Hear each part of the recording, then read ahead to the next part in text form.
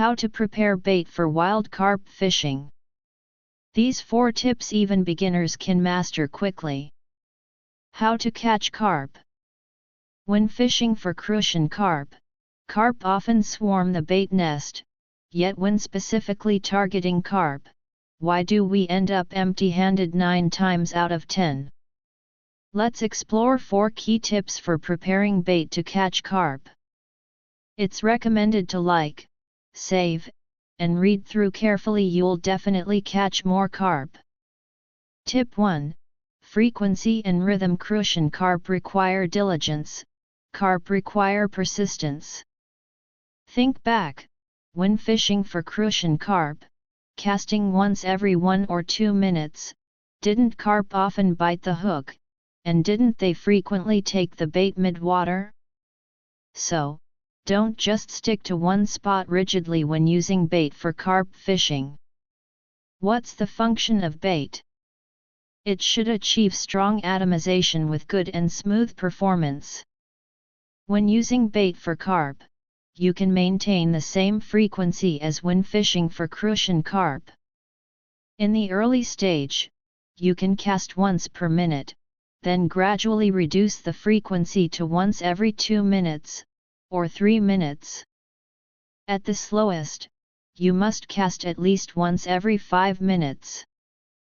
But unlike Crucian carp fishing, where precise casting is required, you shouldn't always cast to the same spot for carp. Because carp are cunning, they always start feeding from the edge of the bait nest first.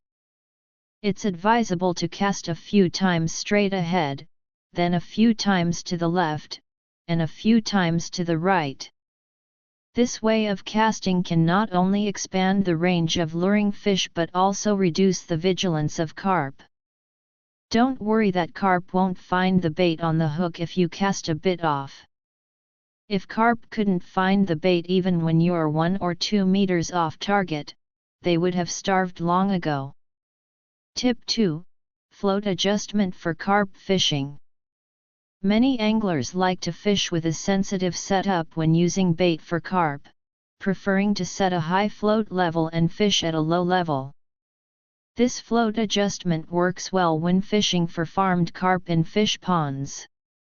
However, wild carp rummage through silt and mud. The more sensitive your setup is, the straighter the fishing line becomes, and the more scared the carp will be. Think about it. Haven't you often encountered situations where there are carp in the nest but they don't bite, or there are faint float movements, yin piao, that you can't hook into? This is caused by fishing with an overly sensitive setup. Therefore, for wild carp fishing, it's essential to keep both hooks lying on the bottom with the fishing line slightly curved. Float adjustment is very simple. With hooks in mid-water, set the float to level with the water surface, then fish at 3 or 4 meshes. After adjusting the float, use aged sweet potato corn or sour fruit tender corn, mixed with a little wine-soaked rice.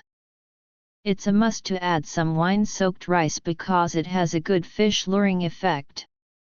During the day, you can cast a bit more bait, 3 or 5 scoops. The specific amount depends on the size of the water surface. Use more for larger surfaces and less for smaller ones.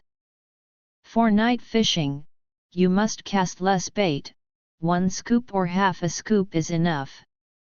After casting the bait, don't rush to cast your rod.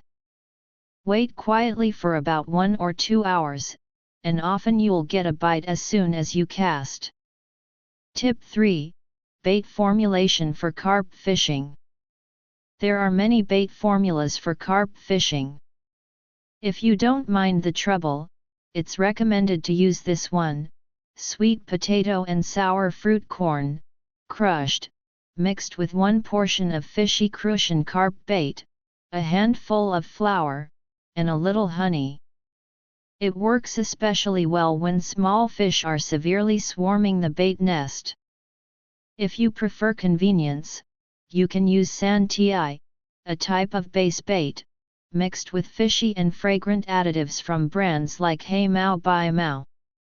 No matter which brand of carp bait you use, it's advisable to have a strong flavor because a rich flavor lures fish faster. When preparing the bait, add a little la fen, drawing powder, or flour to make it drier, stickier, and rolled into larger balls. Don't worry too much about atomization and texture. Can the bait be harder than corn anyway? Tip 4. Hooking timing for carp.